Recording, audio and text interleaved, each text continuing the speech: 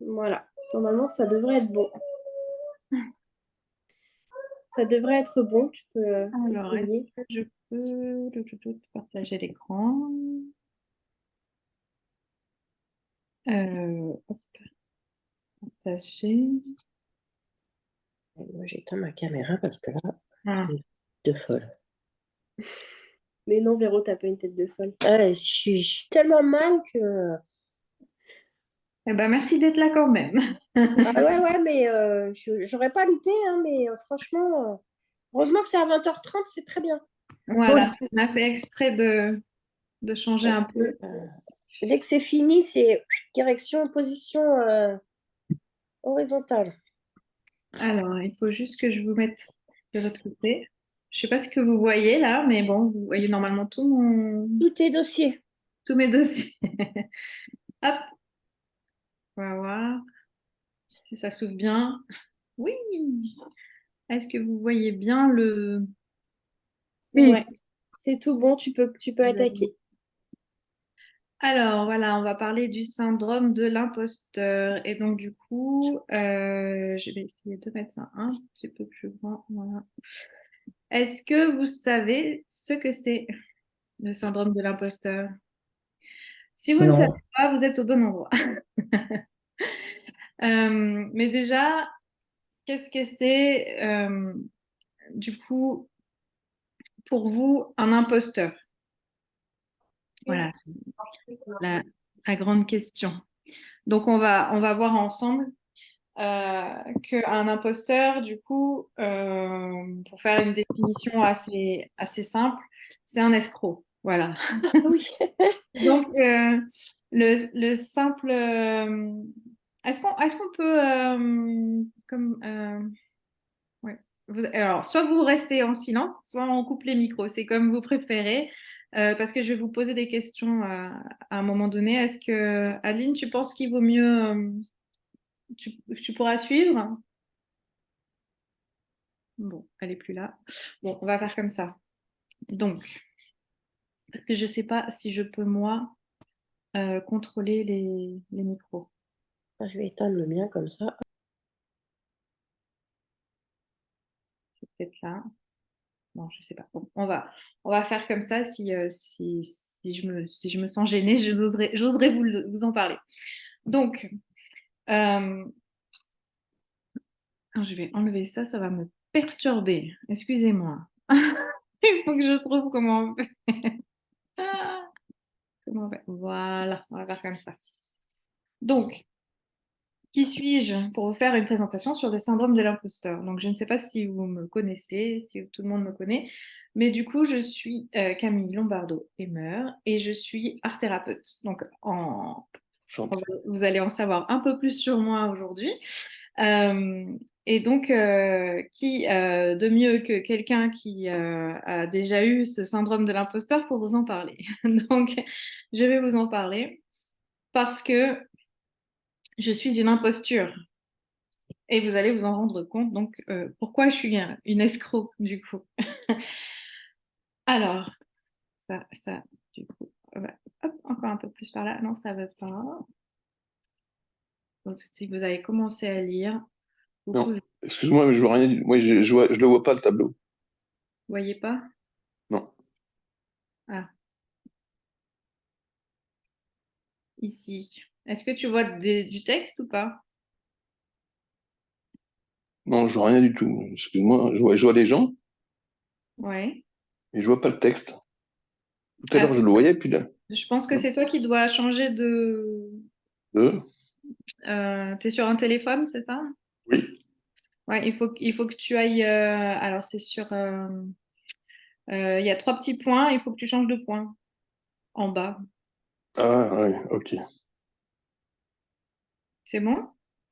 Tu nous vois, Euh, mais est-ce que tu vois le partage d'écran du coup? non, non, non, je le vois pas du tout. Je te dis, tout à l'heure, je l'ai aperçu, puis là, il est parti. Ah, Attends. vous avez un problème ou pas? Bah, ça marchait bien l'autre fois, donc il n'y a Non, pas de raison. c'est bon, hein, sinon. D'accord. Bon. Bah, essaye, Jérôme, si tu peux le faire. Essayez les 3 petits points là parce que c'est souvent. Plus, là, oui. Bon, de toute manière, je vais le lire comme ça. Oui, ok, bah voilà, ça sera mieux. Alors, donc, Je peux quitter à me reconnecter, on sait jamais. tu Mais je peux. vais faire ça. Du coup, je suis une imposture. Voilà, j'entends de la vaisselle, donc je ne sais pas si vous pouvez mettre vos micros en sourdine. Alors, j'étais et je suis encore la petite fille dépendante de ma mère. J'étais la honte et la crainte de mon père, la pleurnicheuse harcelée à l'école et rejetée au collège. Je n'avais pas du tout confiance en moi. Très influençable, j'aurais pu vraiment très mal tourner. J'ai été acceptée au lycée en cursus artistique parce que j'avais l'image d'une personne sérieuse et qui en voulait grâce à mes choix de matière. En fait, j'avais fait allemand et latin au collège et c'est pour ça que j'ai été prise. Mais en vrai, c'était juste pour être avec la seule personne qui voulait bien de moi comme copine de temps en temps. Donc, rien à voir avec la volonté, c'était juste pour pas être toute seule, en fait. J'ai même fait de la guitare pour cette même raison en extrascolaire. Et je n'avais donc aucun talent en guitare. J'ai aucun souvenir de l'allemand, ou presque. Et du latin, voilà. Donc, pas grand-chose, quoi. Parce que c'était pas mes passions à moi, c'était celle de ma copine. Et du coup, je l'ai suivie. J'ai toujours pensé donc que j'avais peut-être pris la place de quelqu'un d'autre dans cette option artistique là au lycée. Parce que c'était très recherché. Beaucoup de personnes n'avaient pas beaucoup de prix. Et moi, j'ai été prise ouais, sur pas les bons critères, d'après moi. Et du coup, mes diplômes, bah, je me suis longtemps dit que c'était parce que je les avais eus, parce que j'avais eu des circonstances favorables. Et sur Internet, on ne sait pas trop ce que ça vaut. Donc, parce que j'ai eu mon bac par chance, grâce à une note qui a été nationalement élevée d'un point pour tout le monde au niveau national cette année-là. Et j'ai eu un prof un peu sympa en oral d'histoire géo qui m'a mis un 11 alors que ça valait 9, pas plus. Et donc, du coup, voilà, je suis nulle en géographie. Je sais pas, voilà. On pourrait dire que je ne sais pas ce que je fais là à Travorio. Je n'ai jamais fini mes études de psychologie puisque du coup, j'ai qu'un DUG. Un DUG, ça équivaut à 2 ans d'études. Et du coup, ça veut rien dire aujourd'hui, 2 ans d'études. Il faut minimum 3 ans d'études pour avoir quelque chose. Et j'ai eu mon diplôme d'art thérapeute sur Internet grâce à une formation de quelques heures. Donc, autant dire que ça vaut rien du tout. Voilà, ça c'est la version je suis une imposture. Et je voulais vous montrer qu'on peut raconter la même histoire, mais différemment. Donc, j'ai grandi avec un père, certes absent, mais qui m'a donné donc le goût du beau et du luxe et la curiosité de comprendre ce qui se passe dans la tête des gens. Ma mère, elle, est restée solo et m'a élevée avec mon grand frère, avec l'autorité nécessaire à la situation, avec l'amour, la générosité et le respect de son prochain. J'ai souffert du regard des autres et de solitude pendant mon enfance et très sensible, j'ai fait des études d'art pour développer ma plus grande fierté, donc le dessin. Après avoir passé un bac à appliqué et fait 1 an de fac d'art plastique et beaux-arts le soir, j'ai voulu changer de voie en allant en psycho pour mieux cerner mes problèmes et aider mes proches. J'ai voulu être art thérapeute, mais je ne savais pas que ce métier existait en fait. Donc j'ai fait 3 ans de psycho et j'avais mon bébé en bas âge. Je n'y arrivais plus. Je me suis laissée emporter du coup par la vie qui m'a amenée vers plus de créativité, le dessin, la poésie, le slam, la peinture, la décoration, la communication. Je me suis aussi formée dans l'éducation, le développement personnel, la diététique, la nature, la permaculture et d'autres choses. J'ai touché donc à de nombreuses choses dans ma vie. Mais c'est du coup la vie qui m'a le plus appris en ayant donc différentes expériences perso et pro, mais donc aussi les voyages, les lectures. Euh, j'ai rencontré des psys, des coachs, plein d'autres rencontres. Donc la vie quoi. Et mes enfants, bien sûr, puisque c'est eux qui m'apprennent le plus, je pense. Euh, et donc dernièrement, travaux qui m'a permis donc de passer à un autre niveau et je suis aussi toujours en évolution parce qu'on n'a jamais fini d'apprendre et d'expérimenter. Voilà, donc vous voyez, c'est la même histoire, mais de 2 manières différentes. On peut prendre les choses soit on les vit de manière je suis un escroc, soit on les vit de manière ben, j'ai fait des choix, j'ai appris, j'ai compris, j'ai pris donc ma responsabilité de ma vie et j'ai appris du coup des leçons qui m'ont fixé donc mes limites, mes défis.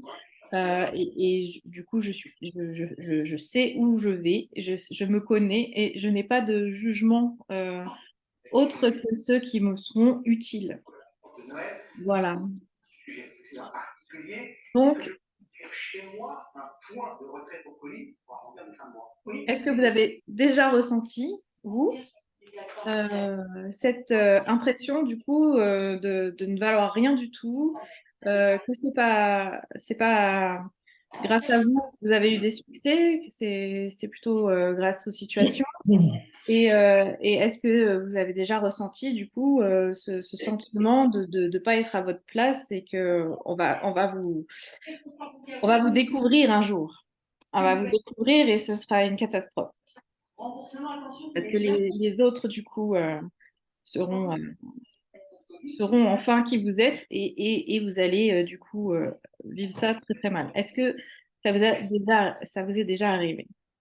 Oui, vous avez d'ailleurs tout intérêt à le faire parce qu'on peut penser Je que vais donc vous demander le mieux. D'imaginer votre imposteur, cette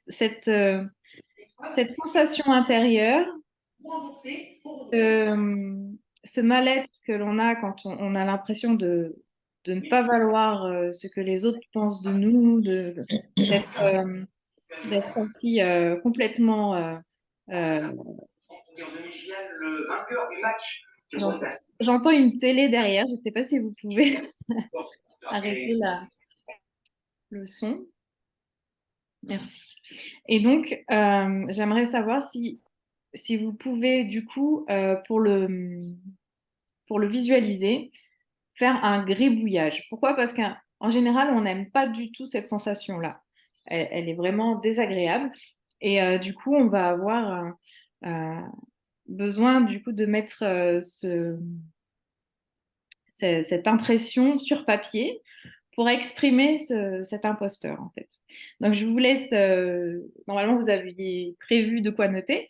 Donc, vous pouvez faire un beau gribouillage, quelque chose où ça sort de vous, votre imposteur. Ça doit prendre que 2 secondes, c'est juste un gribouillage, mais c'est votre imposteur, c'est cette sensation négative là qui reste en vous quand vous sentez ben voilà, qu'il faut absolument que vous montriez le meilleur visage, que vous portez un masque constamment pour être vraiment la personne que vous voudriez être, que vous pensez vraiment que les autres vont savoir un jour que vous n'êtes pas cette personne. Voilà, ce sentiment je ne devrais pas être là. Pourquoi les autres ils pensent que moi je suis capable de faire ça alors que je me sens pas capable. Euh, voilà, faites un beau gribouillage et vous allez le transformer en koala. Il suffit pour ça de mettre un joli ovale noir au milieu, 2 petits yeux, 2 oreilles rondes et un sourire. Pourquoi je vous dis ça? Parce que votre imposteur, celui qui fait ça, c'est un critique interne, c'est quelqu'un qui vous veut du bien. C'est en général, quand on était enfant, qu'il se développe et donc il nous veut du bien, mais un peu trop, et du coup, il nous empêche de faire des choses, hein. Donc, ça, c'est un peu embêtant.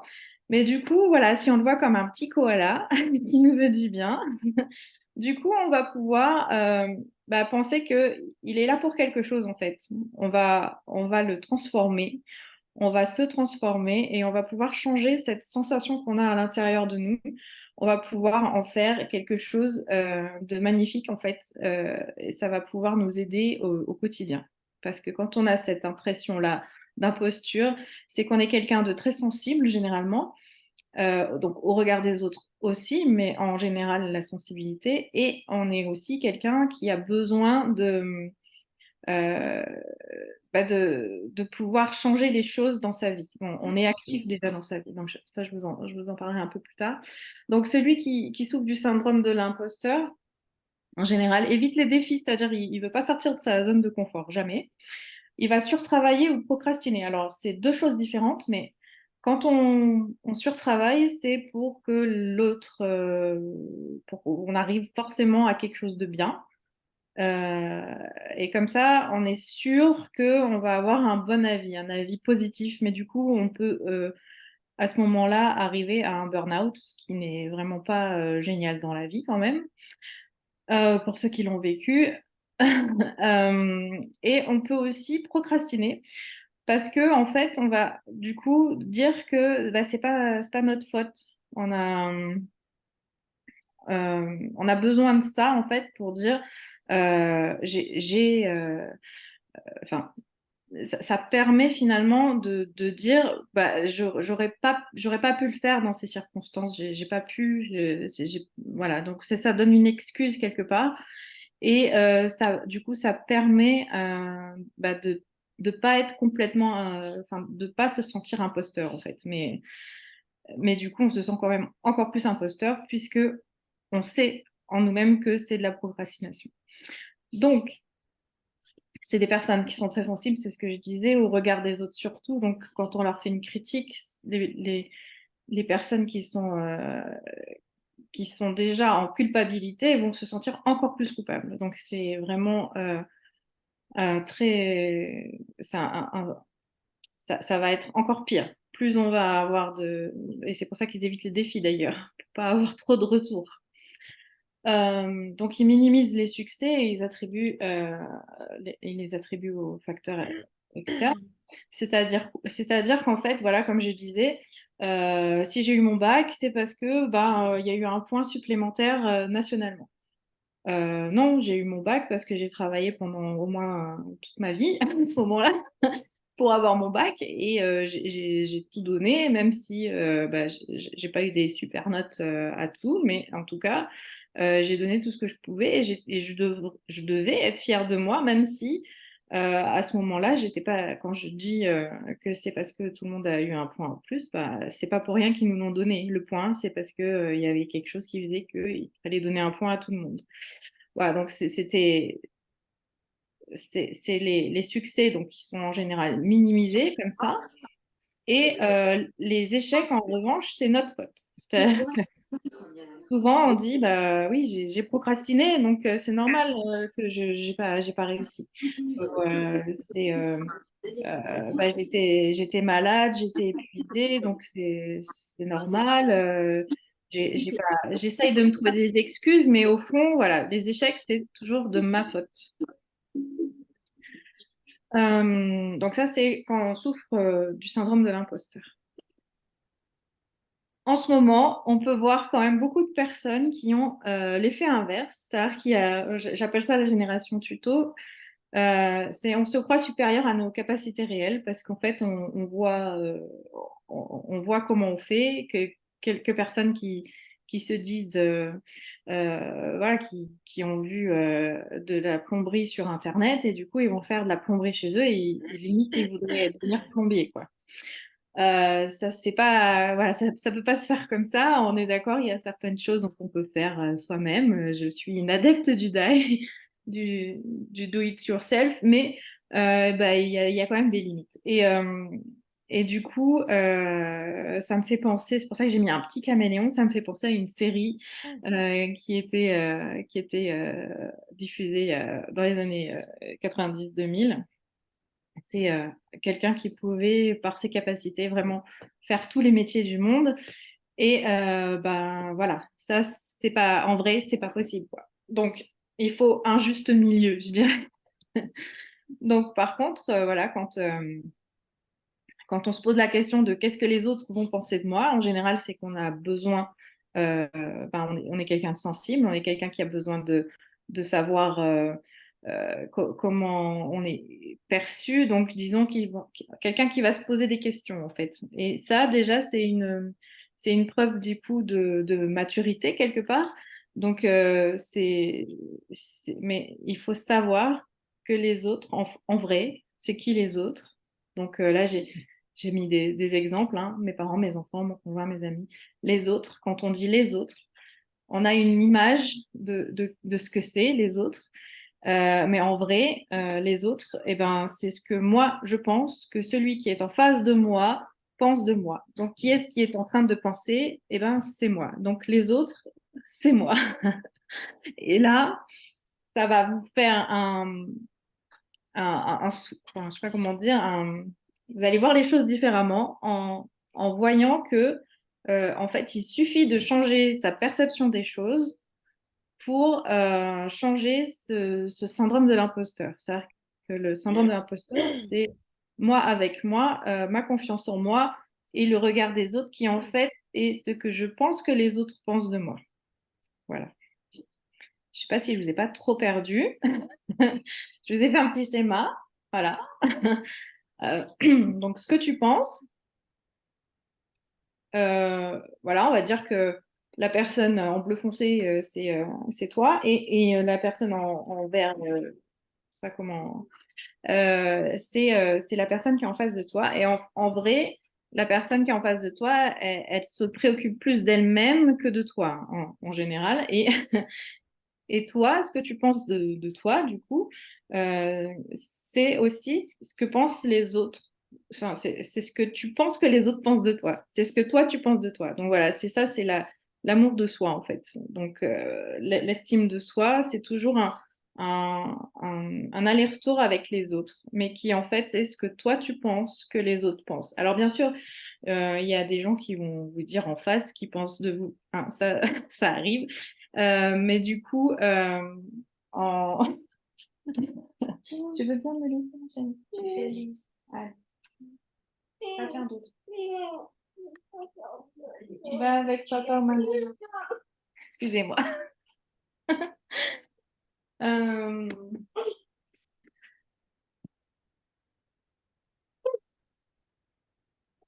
Donc, il faut se regarder soi-même, savoir ce qu'on pense de soi pour pouvoir, du coup... On arrête. Là, je peux pas, là. Amy, ça suffit. Ah, excusez-moi, 2 secondes.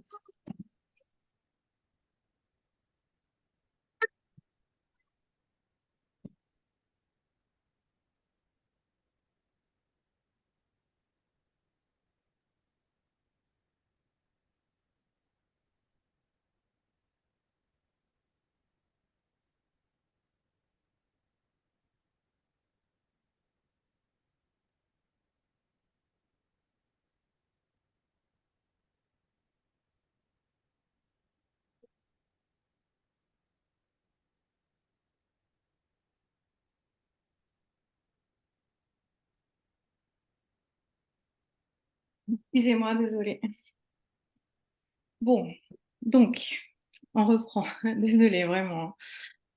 Euh, je me remets en condition. Donc, voilà, quand on se regarde dans le miroir, savoir ce qu'on pense de soi, c'est du coup la première chose à faire pour se sortir du syndrome de l'imposteur, c'est-à-dire arriver à voir tout ce qu'il y a de pensée sur nous, ce que nous, on pense sur nous, en fait. Donc,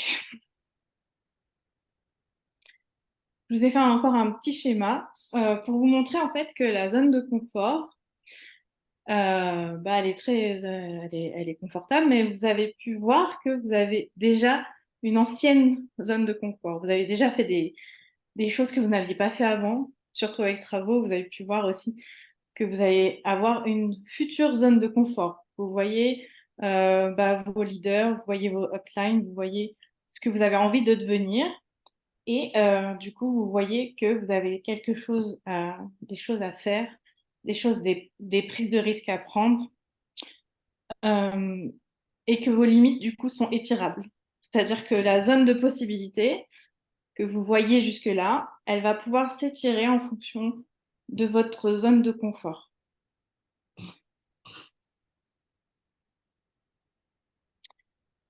Et donc, tu te mets tes propres limites. est-ce que vous connaissez cette histoire de l'éléphant? Depuis tout petit, on lui met une corde à la patte et on l'attache et donc il a une limite, c'est-à-dire il ne peut pas aller plus loin que le cercle que fait la corde en fait. Et en fait, il va s'habituer à cette corde, il va s'habituer à ces limites-là. C'est-à-dire qu'après, quand il est beaucoup plus grand et qu'on ne pourra pas le limiter parce qu'il a beaucoup plus de force que l'humain, il suffira de lui mettre une corde à la patte pour qu'il croie qu'il ne peut pas aller plus loin que le cercle de la corde. Et c'est ce qu'on fait en fait nous-mêmes quand on se met une limite. C'est nos habitudes, nos expériences qui nous mettent nos limites. Donc il suffit juste parfois de voir les choses différemment pour pouvoir dépasser ses limites. Je vais vous raconter du coup une petite histoire. Alors, il était une fois David. Le jeune David a toujours été entrepreneur. Petit, il avait déjà les voitures contre de l'argent de poche. Il ne comptait pas ses heures et faisait le maximum pour les autres. Tout son temps était consacré à faire de l'argent et à aider. Lorsque son grand-père, qui était un entrepreneur à succès, il vit cela, il lui dit, mais David, tu dois apprendre à te poser, à t'évader, à te concentrer sur ta famille, avoir des expériences dans ta vie. Si tu ne le fais pas, tu vas mener une vie plate. Il a donc suivi les conseils de son grand-père et il a profité de la vie. Il est devenu à son tour persuadé que les gens ont besoin de voyager, de s'évader et de vivre plus, tout en prenant soin de leur famille. Et plus tard, il créa Travorium. Donc, je ne sais pas si vous connaissiez l'histoire de David.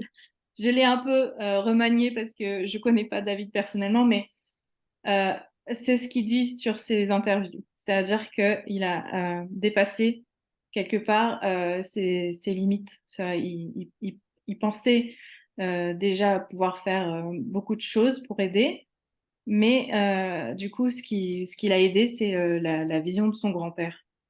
Et nous tous, en fait, on peut changer. C'est-à-dire que la plupart du temps, du coup, on se limite à la façon dont on voit, nous, le monde. Et si on se penche sur comment on peut voir le monde différemment pour évoluer, et ben, du coup, on va pouvoir évoluer beaucoup plus facilement, en fait, naturellement. Et donc, ce sont les expériences qui font la beauté de la vie. Et donc, je ne sais pas si vous êtes d'accord avec moi, mais, mais je pense que du coup, on a tout intérêt à faire beaucoup d'expériences. C'est-à-dire que du coup, même si c'est des expériences qui nous font peur, même si c'est des expériences qui vont nous donner des sensations fortes, même si euh, se dépasser un petit peu, c'est permettre aussi de voir qu'on est en vie. Voilà. Donc, c'est ce que je vous disais tout à l'heure. Il y a des personnes qui souffrent du syndrome de l'imposteur, sont des personnes qui sont déjà sur quelque chose de... on peut avoir un impact sur notre propre vie. C'est-à-dire que si on sait que... si on se pose la question du regard des autres, en fait, déjà, on a ce raisonnement du euh, j'ai un impact sur la vie des autres et la vie des autres a un impact sur moi. Et donc, du coup, quand on sait ça, on va pouvoir se mettre notre propre vision à nous plutôt que d'utiliser la vision des autres. Comme ça, eh ben, on reprend la responsabilité en fait de sa propre vie.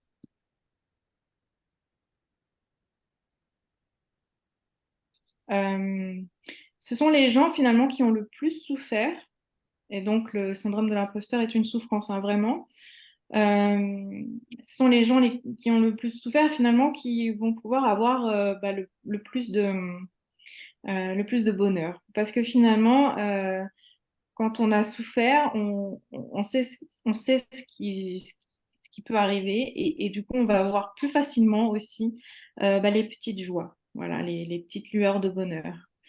Donc, ça peut vous faire penser, enfin, je vous dis ça juste parce que du coup, le syndrome de l'imposteur, c'est une réelle souffrance, mais du coup, cette souffrance, elle va pouvoir vous servir. Voilà, c'est surtout là-dessus que je voulais mettre le point. On va faire un petit exercice. Alors, c'est un exercice qu'on ne va pas faire aujourd'hui, c'est vous qui allez le faire. C'est un conseil. Après, vous faites comme vous voulez, bien sûr. C'est pas, je suis pas. Mais du coup, c'est un conseil, un petit exercice personnel à faire à vous-même avec vous-même. C'est donc de repérer ces pensées, donc celles qui se portent sur nous.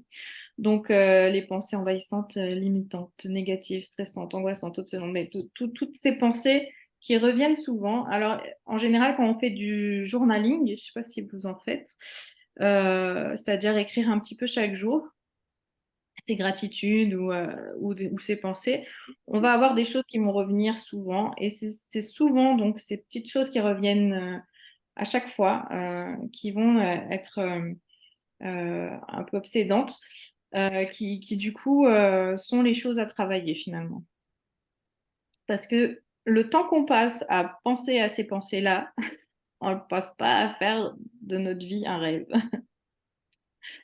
Donc, j'ai pensé à ça. Il y a aussi, je me souviens plus de son nom. Bon, là j'ai dit Marie Kondo parce que en fait, c'est vraiment la même chose. C'est-à-dire, on va noter tout, on va faire le tri de toutes ces pensées. C'est-à-dire qu'on a des pensées, on en a comme dans un dressing tout un tas. On va pouvoir vraiment ranger ces pensées en sachant si on les veut encore ou si on ne les veut plus. Je veux garder cette pensée où je sais que je vais réussir dans ma vie, mais par contre, j'ai envie d'enlever cette pensée que je garde parce qu'on m'a dit que quand j'étais petite, mes jupes, ça allait pas.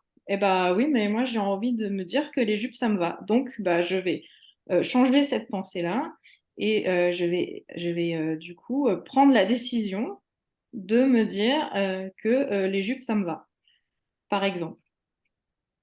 Euh, et donc, je vous ai noté du coup, les questions.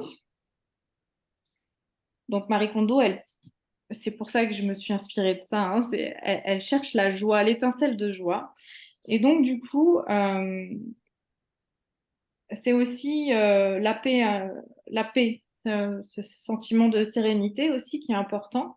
Et donc, est-ce que la pensée que j'ai, elle est vraiment de moi, pour moi, qu'est-ce que je vais avoir, voilà, qu'est-ce qui va être important pour moi?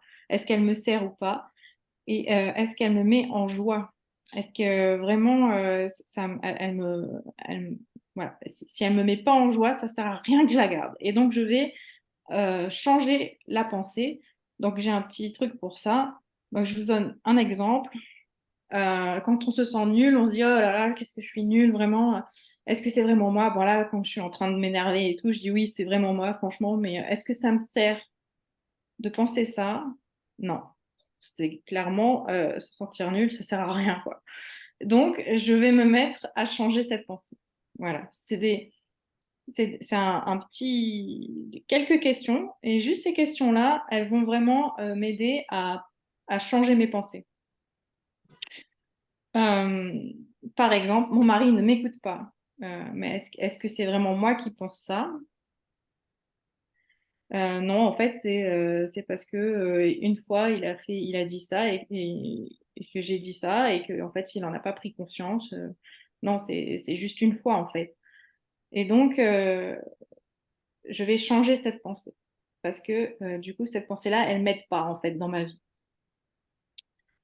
Donc, par exemple, pour le je suis nul, en fait, c'est non, en fait, je suis pas nulle quand je fais ceci, je suis géniale quand je fais ça, je fais preuve d'intelligence. Donc, c'est vraiment, on va chercher des affirmations contraires pour pouvoir vraiment se mettre ça dans la tête et ne plus penser des choses négatives sur soi-même. Mon mari m'écoute de temps en temps. Il ne m'écoute pas jamais, en fait. Il m'écoute de temps en temps quand même. Et est-ce que moi, je m'écoute tout le temps aussi? Non. Donc voilà.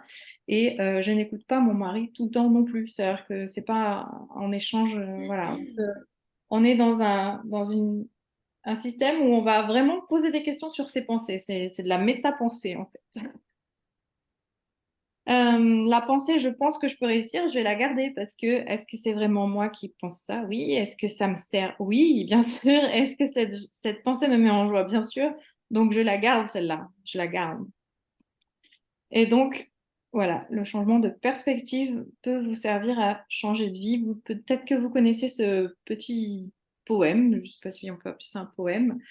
Quand on le lit dans un sens, c'est vraiment l'horreur. Et quand on le lit dans l'autre sens, changement de perspective, on change de vie, on le lit à l'envers. Et donc, je vais vous le lire pour ceux qui n'ont pas le visuel. Donc, je suis un gros nul. Personne n'ose penser que je suis capable d'accomplir de grandes choses. Je sais que je raterai tout ce que j'entreprendrai. Je ne crois plus que je peux réussir. Je suis persuadée que je ne vaux rien. J'ai arrêté de me dire que j'ai confiance en moi. Je suis convaincue d'une chose, je suis quelqu'un d'inutile et ce serait idiot de penser que je suis une belle personne. Et donc, en fait, on change, on le lit à l'envers et ça donne quoi? Ça donne je suis une belle personne. Et ce serait idiot de penser que je suis quelqu'un d'inutile. Je suis convaincue d'une chose, j'ai confiance en moi. J'ai arrêté de me dire que je ne vaux rien. Je suis persuadée que je peux réussir. Je ne crois plus que je raterai tout ce que j'entreprendrai. Je sais que je suis capable d'accomplir de grandes choses. Personne n'ose penser que je suis un gros nul. Voilà, je ne sais pas si vous connaissiez, mais vraiment, c'est exactement ça, c'est le sentiment d'imposteur qui s'arrêtera quand tu prendras donc la responsabilité de tes choix et que tu utiliseras donc les leçons en fait de la vie. Toute ton existence va te servir dans ta vie. Il n'y a pas une chose que tu as vue dans ta vie qui ne va pas te servir, même si pour le moment tu ne le vois pas. Alors, je vais vous demander de faire un petit selfie maintenant. Ouais, là, tout de suite. Hein. Vous avez tous votre téléphone avec vous, j'en suis sûre. Vous allez, bon, pour ceux qui regardent le Zoom, je ne sais pas si vous pouvez le faire tout de suite, tout de suite, tout de suite, mais vous prenez un selfie et vous prenez la décision maintenant de changer vos pensées pour changer de vie. Pourquoi? Parce que en prenant cette décision, vous allez choisir un petit carnet, vous allez écrire vos pensées et vous allez travailler sur vos pensées. Travailler sur vos pensées, ça va vous aider à vraiment changer de regard sur votre vie et votre sentiment d'imposteur. Voilà, je vous remercie. C'est la fin. Ça a été un petit peu plus long que prévu. Désolée pour l'intermède. Et, on va pouvoir passer aux questions. Et il ne faut pas hésiter à me poser des questions. Voilà. On peut arrêter l'enregistrement si vous préférez pour être un peu plus libre sur les questions. Et voilà. Oui, je l'arrête comme ça. Merci Camille.